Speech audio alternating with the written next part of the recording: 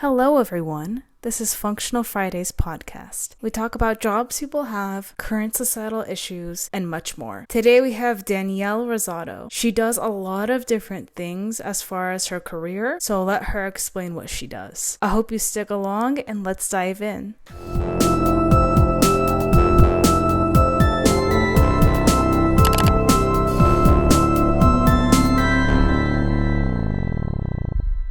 Okay, I'm super excited for our conversation. Okay, awesome. So I'm just gonna dive right into it.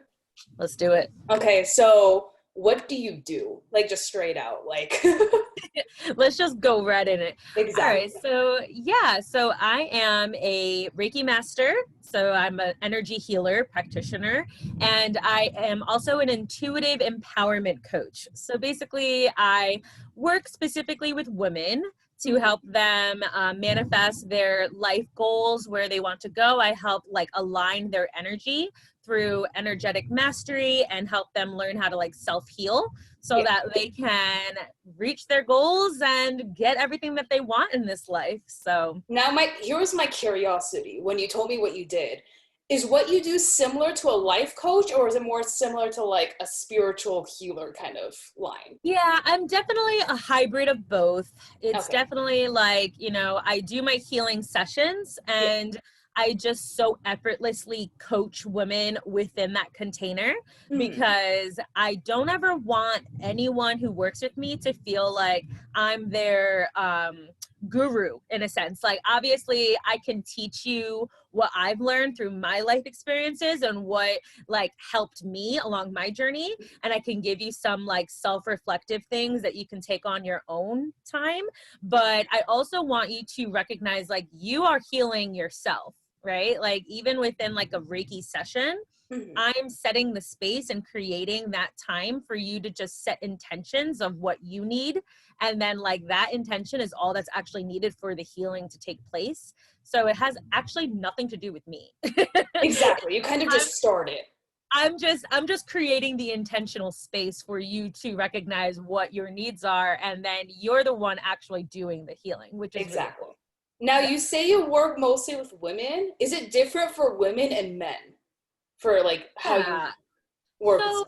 Yeah, it's one of those things that it's hard for me to say, because I have worked with men in the past for energy healing sessions. Yeah. So I of course notice difference in energy within anyone. No one person's going to be the same.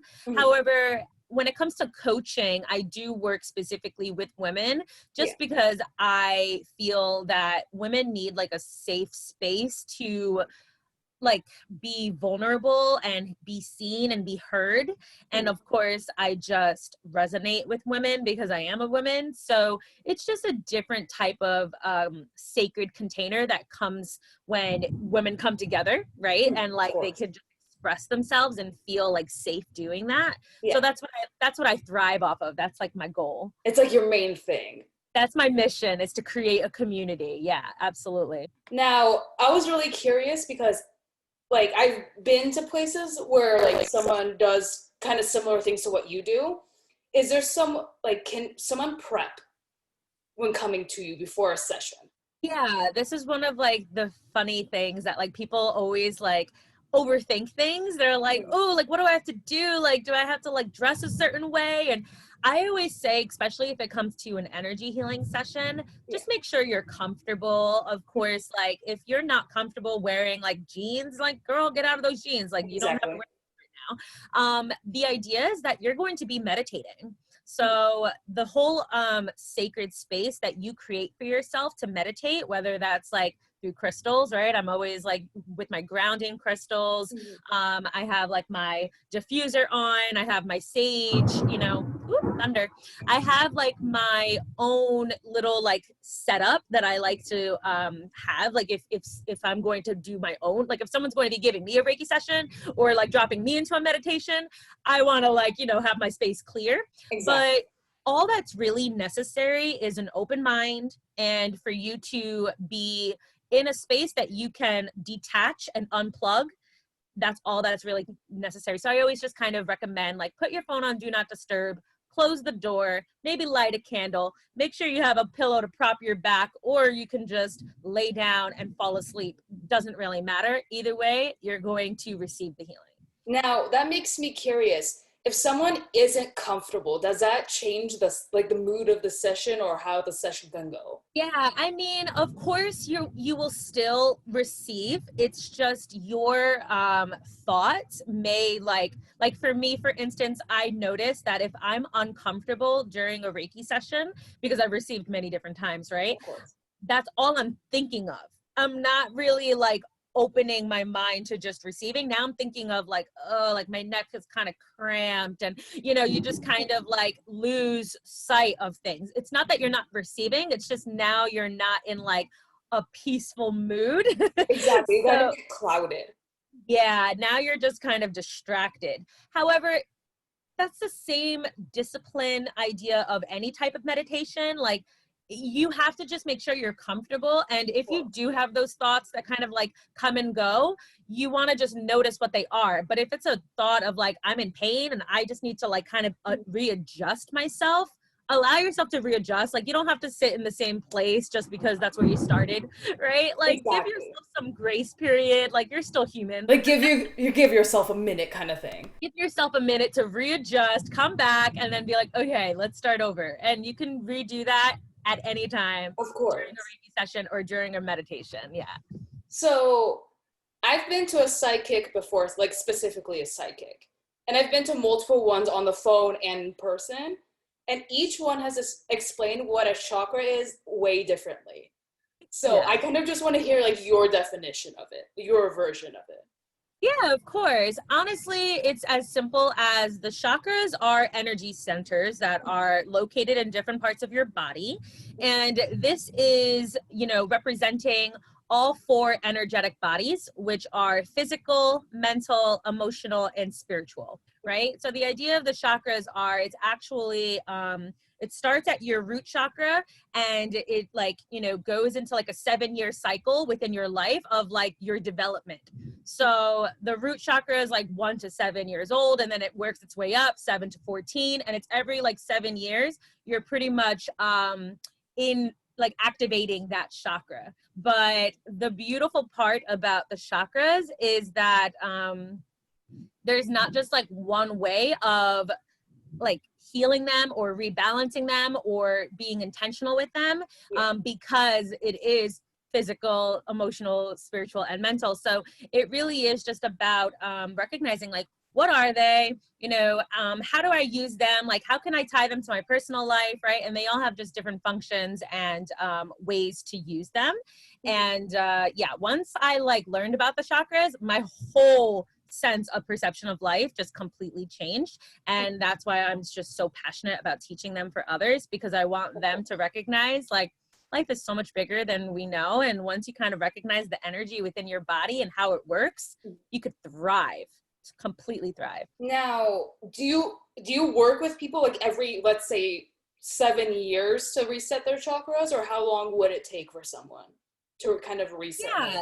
So the idea of that is honestly more of like your psychological development, right? So it's not necessarily like every 7 years to like kind of realign your chakras. You should, I invite you to think about balancing all of the energetic centers within your body every day, right? Or at least like every month, right? Like, it's just about like self-reflecting of what your needs are. So basically, if it starts at your root chakra, that's like your sense of physical self, your body, your survivor needs, right? Mm-hmm. So if you think about the age 1 to 7 years old, you were very vulnerable. You were very dependent on counting on your parents or whoever was raising you to meet these core needs of safety, of being fed, of being nurtured, of all of these very basic core needs. And then if you think about your, let's say for me, I'm a 29-year-old now,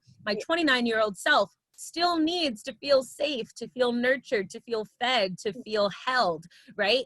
And when we kind of neglect these parts of ourselves, what happens? We feel fear, we feel anxiety, we may get codependent, we may turn to addiction because we don't feel safe in our bodies, right? So it's all just kind of about like meeting all of our needs within all of our chakras. And then once we kind of like feel this full balance, everything just starts to be more aligned and more, the best word is just balance. It's just everything is just in more balance. Trying to make everything centered, kind of. Yes, exactly. Just and more grounded. Just more grounded. Yeah, exactly. Okay, so let me get into the next question is, with the pandemic, with everyone kind of working from home and kind of having everything shift, how can someone maintain their energetic health? Like, what's the biggest advice you would give now? Yeah, so honestly, exactly what we were just speaking on is the most important. So I always teach when it comes to the chakras, you always have to start at the root chakra and then work your way up. The biggest misconception with like people, and I love them, but the biggest misconception is they want to like hang out up here and they want to like, you know, hang out with their higher chakras, but they don't even physically feel safe in their body. So what I noticed within the pandemic and even within my own self, because as a healer, I have to, of course, recognize like I'm also taking care of me, of course, is how easy you can lose yourself within like the energy of your environment and everyone else's opinions and what's going on in the world. It's so easy to kind of get lost in the chaos.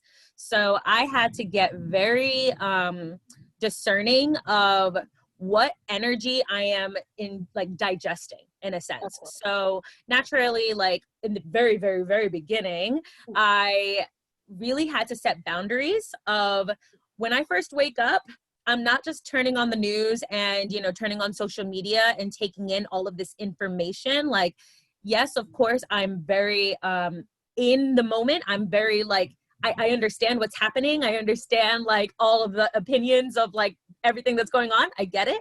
And I need to make sure that I'm centering my energy, that I am also feeling grounded and safe within my body. And if I can just do one thing every morning or every night to take care of that, to come back to me and not just get so caught up in everything else, because it'll just overwhelm you. It will make you anxious. It will instantly make you feel like you need to like escape either out of your body, like through alcohol, drugs, or like, you know, vices of any kind, whether that's like movies or something to just kind of escape your mind. The most important thing is just to kind of like detach from that outside world and then just like tune back into how do I feel? What do I need? And can I meet those needs? Right. So that's definitely so important, especially during such an anxious, like unknown time, right? Like we need to just learn how to tune in. And also like the most important thing I've ever been taught, and I will teach it a million times, is if you do feel fear, if you do feel anxious, the only way out is through. We can't escape that feeling. So feel the fear, identify where is that fear showing up on my body. Do I feel it in my gut? Do I feel it in my heart? Do I feel it in my throat? Where do I energetically feel that in my body? And if I just tune in, maybe put my hand to my heart, take 3 deep breaths and just breathe into that space, it will clear. But it's all just about feeling it to heal it. That's the most important. That's one of the biggest things I realized too, is a lot of people, especially in like our generation of like being a millennial and Gen Z and such, is that so many people want to avoid anything negative nowadays, especially with the pandemic. It's constantly this idea of like, I don't want to feel the anxiety, or like, especially with people with mental health too, is that like, I don't want to feel that depression that I'm feeling. I don't want to feel that stump. Like, so like, it's kind of like how you mentioned, they want to distract it with something like alcohol, and it shouldn't be. Exactly. And unfortunately, it's something that is very subconsciously programmed within our society of, if you have a problem, go to the doctor will give you a medicine for that, right? Like it's just kind of like conditioned within us that if there's something wrong, if we don't feel good, there's something that can, you know, help you feel better. And it's just like this Band-Aid effect that we just got conditioned into of, oh, I can temporarily feel okay if I take Tylenol for this headache, it'll go away. But we're not recognizing like the root of what caused that headache, Exactly. right? So it's really just about learning the root of the problem. And I feel that when people have like escapism, right, like tendencies, which I know I am also a person who can very easily like want to just like not like avoid a problem and just like turn the other way.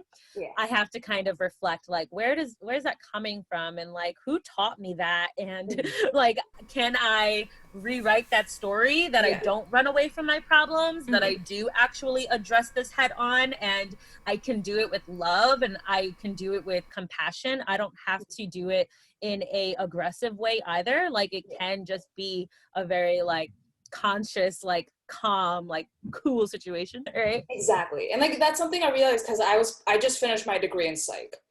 And the main thing that they learned you and instilled in you is that like, here's a mental illness. If they follow these guidelines, do this and do the quick answer. And like people didn't realize the small therapeutic ways of like, try this way to kind of do the long process of it. And it's a lot of like it, the thing is like when it comes to that, because like I can kind of like fall into that loop as well, even as like a spiritual practitioner. Like I can, you know, very simply give you like go-to practices, right? Like, oh, if you feel like this, do this. And sometimes it'll work, right? But other times you're not thinking that way when you're in the moment, right? Like exactly. you're very just like caught up like in the chaos. And so it's also just kind of giving yourself again grace that if you do like react or your ego kind of like gets triggered and you kind of just like automatically do something and it's very unconscious, give yourself some grace that it's like this was not just your decision. This was something that was kind of like habitual, and it was something that like, you know, you were taught over time that like this is what you do, and it was kind of repeated to you enough that like you're just used to that's the thing to do, rather than, you know, disciplining yourself to like a new practice of like self-improvement and like self-healing. That's not always the easiest thing to do, but of course when you do recognize there's other outlets and there's other ways to do things, and then you start practicing that and repeating that over and over again, little by little it gets easier, and then you're just more aware of like how you operate and how to shift things and redirect things if you need to. Now that makes me curious, because how much do you know about like the super ego and like the ego and the id in that whole situation? Yeah, I mean, I remember learning it. I remember all of that because I was also into psychology in college. I'm actually a psych minor, but what I basically teach with my clients is, you know, you have your ego that basically is the way you identify yourself, right? And you can't really kill that part of you off. Like, don't mistake the ego as like this big bad monster that just wants to like manipulate you and like make you do silly things. Your ego is just based off of like your personal experiences, you know, your emotions and the things that you were taught, right? But then you also have your soul, right? You have like your purpose, your divine, you know, self that was probably lived many lives. I'm not sure. You might be a young soul, you might be an old soul, but you also have like these lessons that you have to learn and like a destiny that you want to reach. And then, you know, you recognize like the only way that you can tap into your soul is to, again, tune in, ground your energy, recenter, detach from all of these outside forces trying to manipulate you into different things that may not even be for you. Just try to like ask yourself, like, what do I want in my life? Like, where am I headed? Like, what inspires me? What do I love to do? And just kind of like following that with your intuition, with all of your mighty, like just like go straight for it, see where it leads you. But if your mind starts to kind of get in the way, like, who are you to think that way? That's ego. And then you can just start to address it. Like, ego, I see you. I know you're just trying to keep me safe. Your ego just wants to like make sure that you feel good and that you feel safe. That's all. And your ego might just like get in the way sometimes. And then you can be like, no, I understand. I'm following my heart this time. you understand, your ego might be like all of those like. See, that's what I was gonna ask too, is how does it intertwine with like what you do? Yeah, you're basically, when it comes to all of this that I'm speaking of, this is for any person, you know, like myself included, because this is all about, you know, really just like reaching your goals and like doing the damn thing, listening to your intuition and like taking action on that and like letting your soul lead the way. That's basically everything that I teach. And that's all about, you know, manifestation and all of the things. But basically your ego is going to kind of like checkpoint you, like, are you sure you can do that? That's like your worthiness wounds. Like, I don't know if you're deserving of that. And like all of that, like nonsense, like mental energy that kind of gets in the way. And that's when you can just detach from that and be like, no, I'm really deserving of this, and affirming like I am safe in this, even if it is a little scary, I can do this. And then just doing it and then seeing the reward. And then like, you know, recognizing like you can't ever kill your ego off, but at the same time, you can detach from it. Of course. So I'm going to get into the next question, and it's as far as psychic channeling, what is going on as far as your end on the channeling? Is it like, what, like, where does it come from for you? Yeah, of course. So the most important thing about psychic channeling, and this is honest to God, like super new for me. I mean, I've always recognized I've had like empathic abilities, but like just in the past year, it's like come fully online, like third eye chakra wide open. So what happened for me was I always felt things. So like as a woman, we know like our intuition is like super heightened.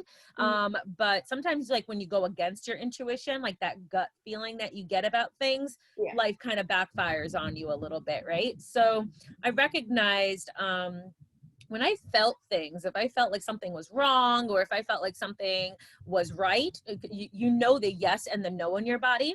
I just kind of started to follow that. And then the more I followed that, the more I recognized like, this is a superpower. Like I have something that maybe like not other people have.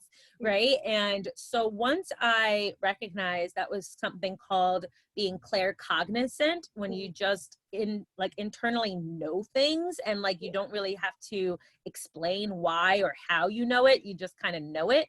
Then I kind of like just followed that and was telling people like I'm claircognizant, like I just know things. But then once again my psychic channel just kind of came fully online.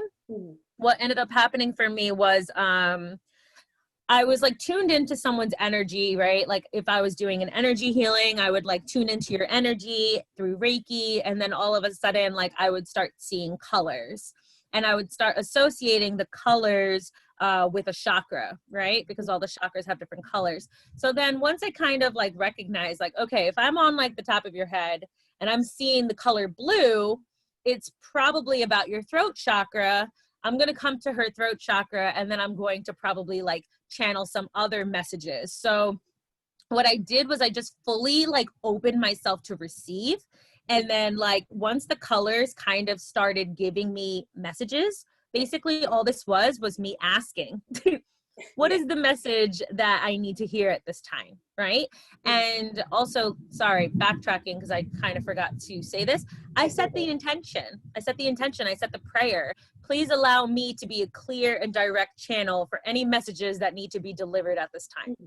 That's all I'm saying. I'm just asking, can I please be a channel for this? And then when I get to that specific area, if I feel something, because I usually feel within energy healing anyways, I'll feel like vibration, I'll feel warmth, I'll feel heat, I'll feel something like within my own body. And then I'm asking, what does this mean for her specifically? And all I'm doing is opening the space with a question, and then I'm waiting for an answer. And it's all about not worrying about being right. That's what it is. And let me also tie that back to the previous thing. Being right is ego. Okay. So it's like, I don't care about being right. I just want to see what comes through. I want to see if an answer comes. And then next thing you know, you'll surprise yourself. Maybe it's an answer from again, just kind of internally knowing something like, oh, like maybe she feels within her throat chakra that she's not able to like, speak her voice. She's not able to communicate clearly. She's possibly angry and she's holding it in. Maybe she's not speaking her truth. Maybe she's not setting boundaries, and blah, blah, blah. The list goes on and on and on, because I have a previous, idea of the chakras. Exactly. So now it could be just an internal, like inner knowing thing, or it could be like a clear like message. Like sometimes I'll just hear like boundaries, and I'm like, oh, okay, all right, it's boundaries. And then, I'll just kind of play with that energy. Like, where is she not setting boundaries in her life? And then it's just a constant like dialogue between me and like this like source, this spirit, this life force energy that I can't explain. I don't know who exactly I'm talking to. I mean, I would like to think it's God or source consciousness, but of course, like it could just be maybe like a spirit guide of hers. Like, I don't know. It's not like I'm necessarily entering this new dimension and I'm like having tea with like someone. Like, I wish it was that cool. Some people do. Is it like this fantasy? Yeah, it's not this fantasy. It really is you just being so intentional, in tune with your like center, with her center, and just being so in tune with the energy. That's literally all I teach. It's just about energy. Where am I feeling this energy? What does this energy mean for her? And then just trying to like internally process like what's happening. So yeah, the messages come in all different types of ways. I have seen like full visuals. I'm very connected with nature. I've noticed like I'm connected with the client. Like if I'm doing a session with you, I'll picture your face the whole time. I'm picturing as if I'm doing a session in person with you. Right. And then sometimes I'll see you like in certain parts of like the world, either like out in nature, like with like on the beach by the ocean, or like kind of, in the dirt, like, within a field of flowers. Like I'm always very connected with nature, I've noticed. However, those messages all have a specific meaning as well. I was gonna ask, does the senses for you, like, do senses make a difference in a session for you personally? Yeah, so it's really like, for instance, I'll give you an example,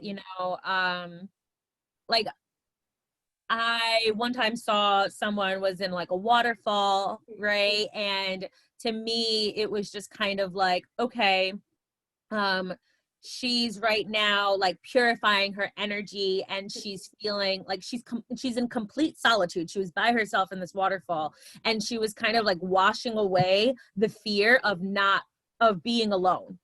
That was what came through. That's what came through. It was like, okay, she's in this waterfall, she's by herself, and she's washing something away. What is she washing away? She's washing away the fear of being alone. And then I shared that with her, and she was like in tears, holy cow, this is exactly how I've been feeling and what I've been working through. How the heck would I have ever known that?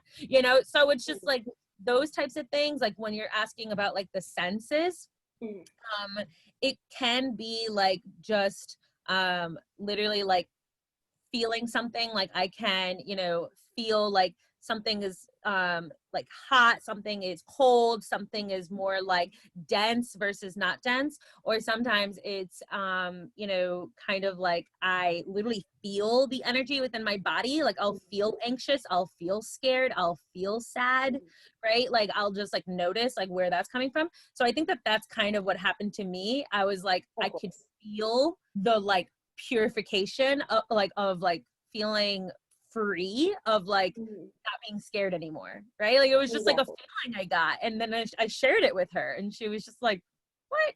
So I think it's just so important that you just don't care about being right, and just share what comes through, and then like see what happens. I think for you, what I'm getting is that like it's a sense of fearlessness.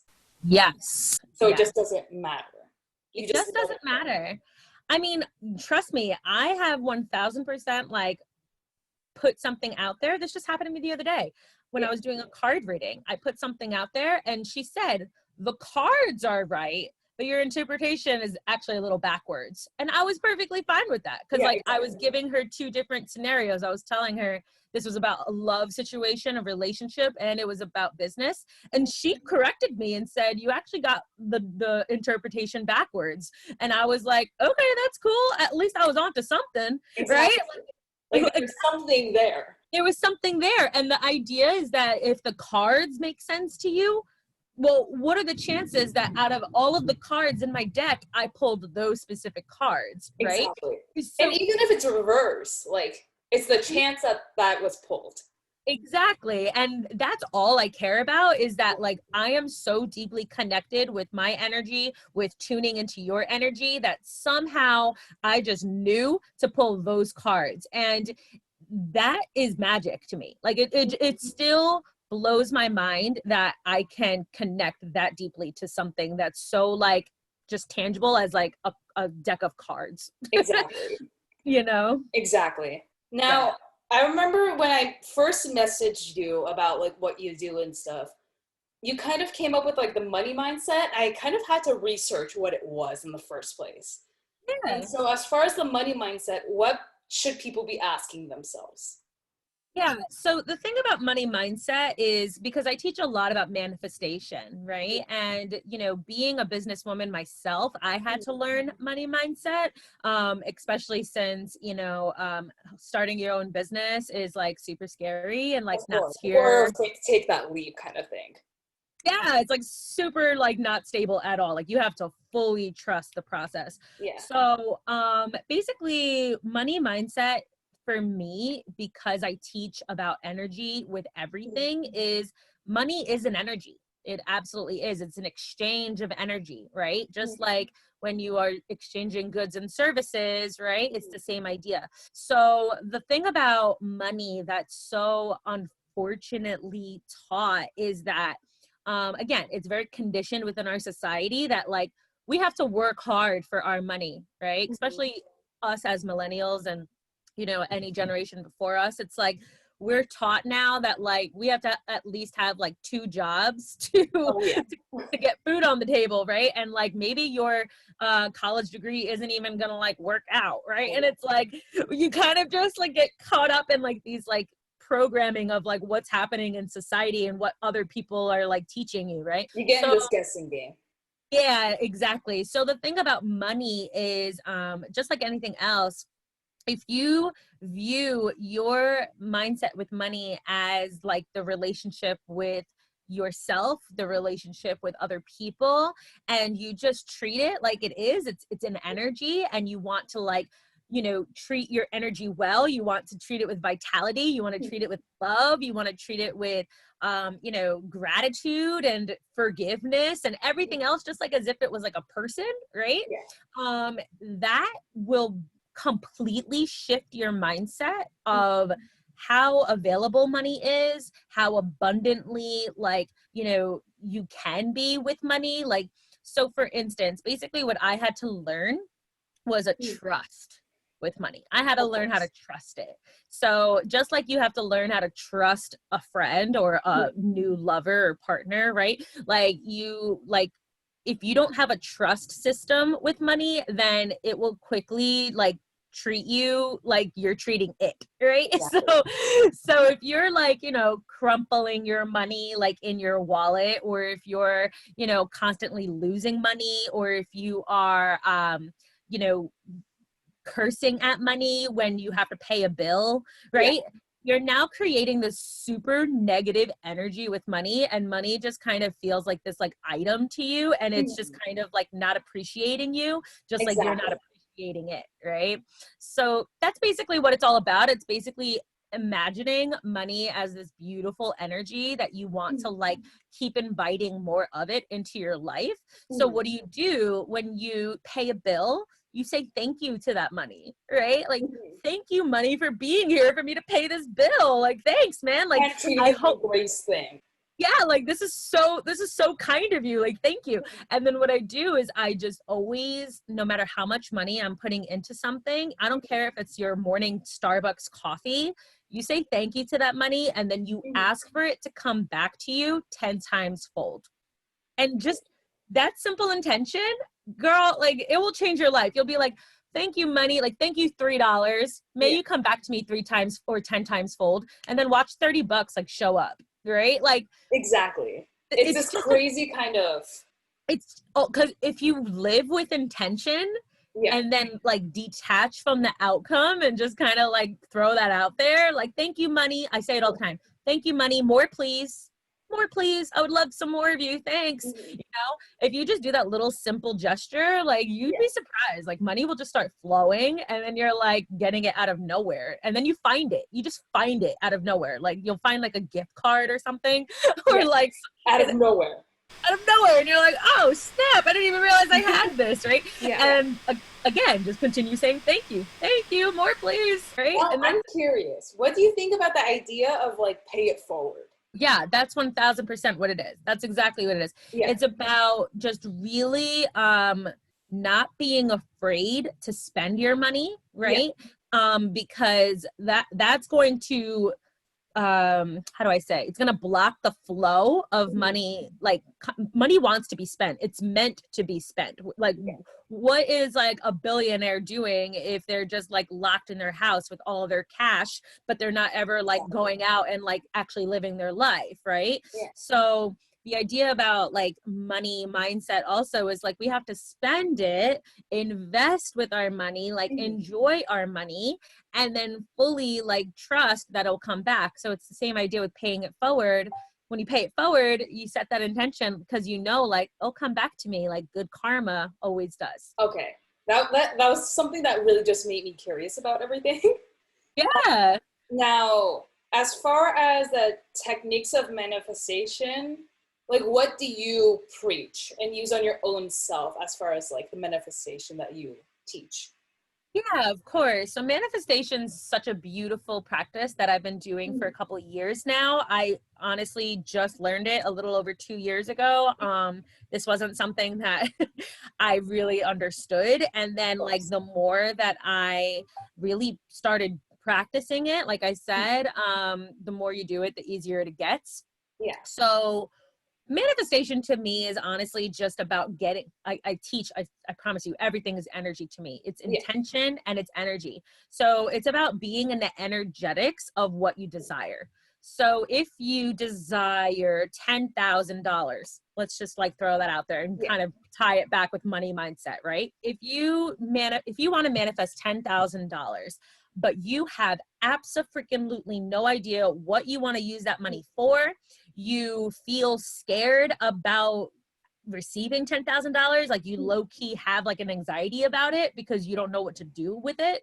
If you, I don't know, just have no real plan for it, then it's not going to come to you, right? Like maybe like there's miracles happen all the time, but I don't know if that's going to, I don't think it's going to come to you that quick. So the idea about manifestation, it's about, being in the energetics of it. So you have to first get very clear on what it is that you want and what you're going to use it for, right? Like, so that's number one. You need to get very clear on a vision. And then we need to get clear on some inspired action steps to take to get to that thing, because it's not going to just show up at your door, right? Like if you want $10,000, you're probably going to have to do something to get that 10K. Like for me, you know, I'm going to create a strategy of how many clients I would need that month to make 10K, right? Yeah.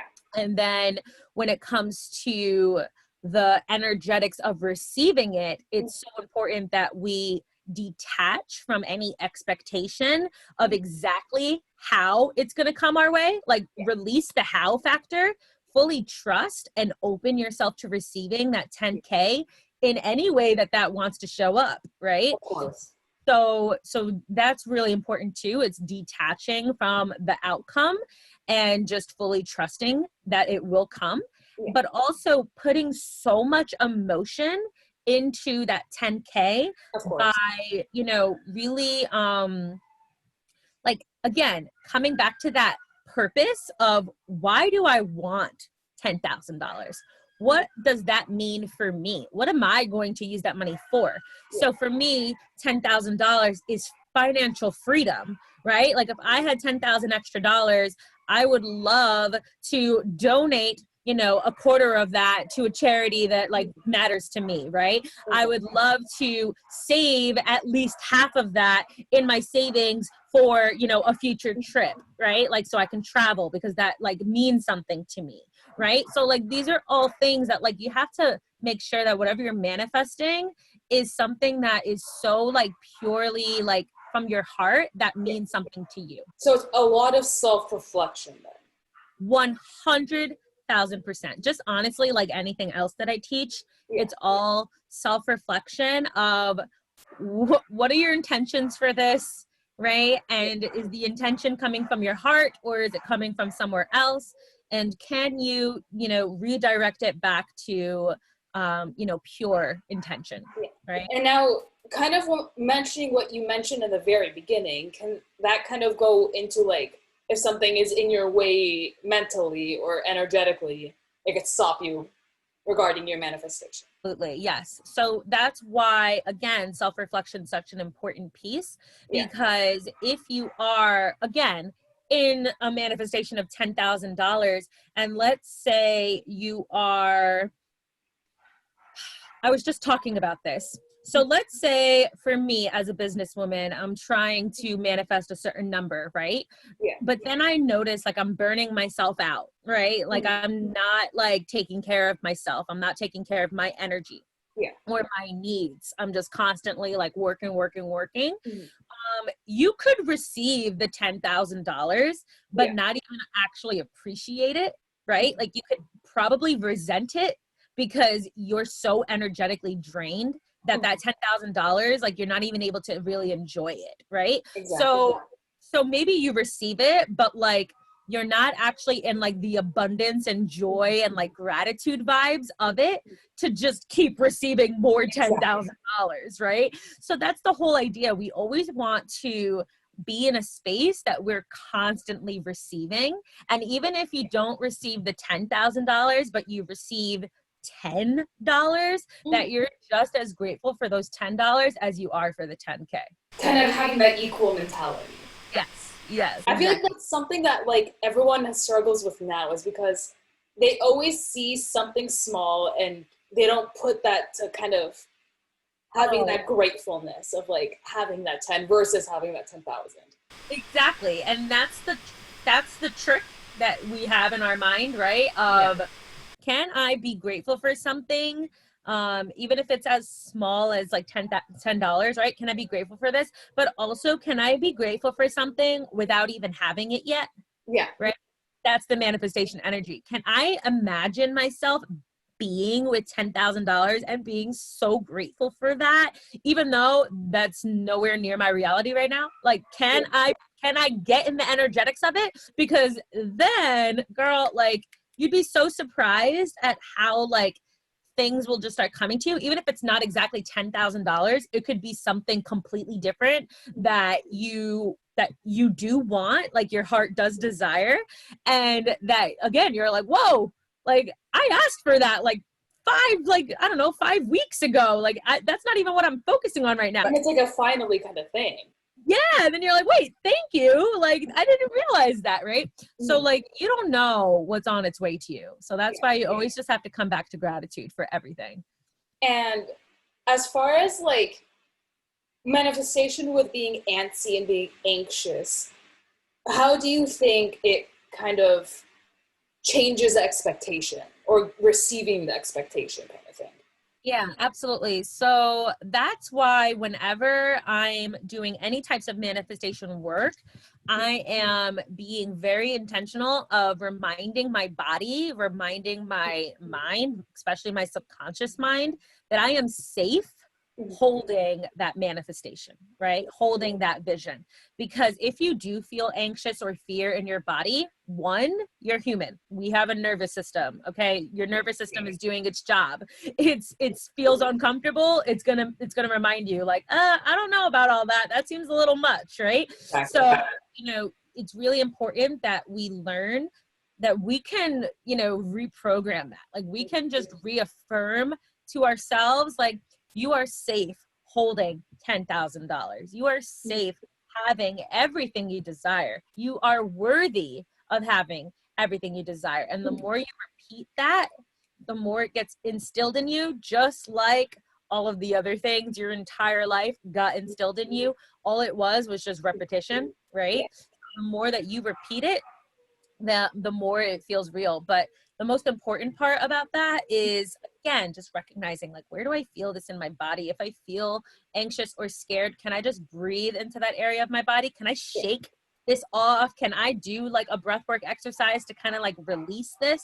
The quicker you release it, the quicker it just like doesn't have power over you. It's when we kind of like get in this like, oh God, like, and then you just go in this downward spiral, then you're stuck on the floor and you're not getting anywhere. Right? Exactly. So it's just important. Everything's energy, and that's it. Of course. Now I have one last question to ask you. Is that if anyone wants to kind of do what you're doing, where should they start? What's your kind of advice or like suggestions that you would give other people if they feel the same things you do? Or have felt the same energy you do? Like, where did you start kind of thing? It's funny that you asked this question because I have been can't even speak anymore. I've been asked this question at least like 3 times in the past like couple weeks. Yeah. And I don't know. It's funny. So basically my journey really started 6 years ago with Reiki. I stumbled upon Reiki. It was something that my friend was doing, and I had absolutely no idea what I was actually getting myself into until I got in it. And then I was like, wait, this is like super sacred and like super badass. Like, I want to keep doing this. And then I kind of strayed away from it for a little bit, and life took me like a whole different way. Like life like threw some obstacles at me, and like I had like full on ego deaths, and like things got really crazy. And then what ended up happening was I had to kind of come back to myself. So the only way that I was able to come back to myself, and this is the best way that I can try to help someone like start somewhere, is we have to really start identifying like what is serving us and what's not serving us, right? So that's the most important. It's just like recognizing, like for me, my rock bottom was recognizing that, wow, like every time I stay up till 4 a.m. drinking with my friends, I feel like shit the next day. So maybe I should probably stop staying up till 4 a.m. drinking with my friends and like, you know, go home instead, and like just recognize like, this isn't working for me. Like I'm identifying like this isn't serving me anymore. So then when you can just kind of shift yourself back to what would feel really good to be in the place of staying up to 4 a.m. drinking with my friends, right? What would feel good instead? It would feel really good if I could wake up early and like, I don't know, go for a run, right? And just kind of like start setting goals and intentions for what you do want, the self that you want to be, how you want to feel. And the more that you can just kind of shift that intention of, I'm releasing this and I'm going to start implementing this instead, then that's when you can start really shifting into intention of I'm releasing what's no longer serving me and I'm setting intention for what does.